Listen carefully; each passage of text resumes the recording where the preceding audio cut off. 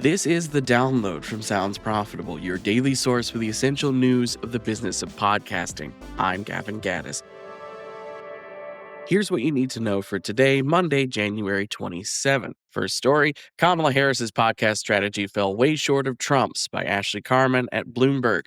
A section of Carman's soundbite newsletter dedicated to key data points from the massive multi-reporter article covering 2024's presidential podcast election that came out last week. A big one being the raw view count difference, with YouTube video podcast episodes featuring Trump reaching 113.6 million views, while Harris only racked up 6.8 million. A big part of this gulf is the fact that Trump appeared on the Joe Rogan Experience, while Harris's campaign could not lock down a viable recording date. I've linked to a clip from Pod Save America in which somebody working on the campaign details that, by the way. Carman also notes Harris only appeared on one Spotify top 10 charting podcast during her campaign, while Trump appeared on 4.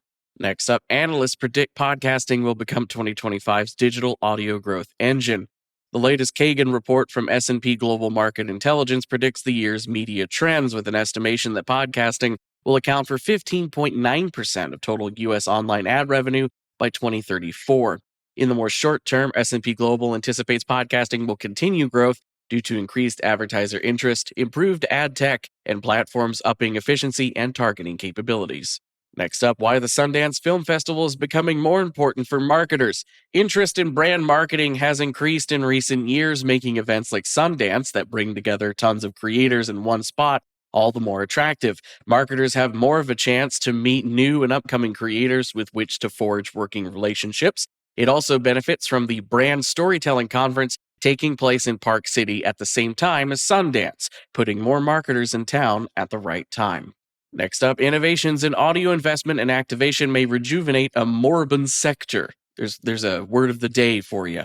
A new ruling from the FTC at the end of the year that went into effect this month shakes things up for radio advertisers, as broadcasters can now break up market-wide signals into zones, allowing for hyper-localized messages in areas that used to share one large zone, encompassing all of that broadcaster's area. And hyper-local targeting can have a sizable impact on ad recall, as Pete Jemison of Frequency detailed with the results of a test campaign on Australian radio in an ad for McDonald's that used creatives incorporating recent sports scores into the ad read. This personalized ad saw a 38% boost in recall over industry benchmarks. And if you're looking for hyper-localized geo-targeted ad capabilities, may we humbly recommend podcasting. Finally, AI and identity unlocking the future of podcast ad targeting, a piece reflecting on how audio mediums can best attract new advertisers. As Addison and Pew research from over the past few years demonstrate, podcast advertising works, but some advertisers remain wary about interfacing with long-tail podcasts that require time investments to vet their sizable backlogs.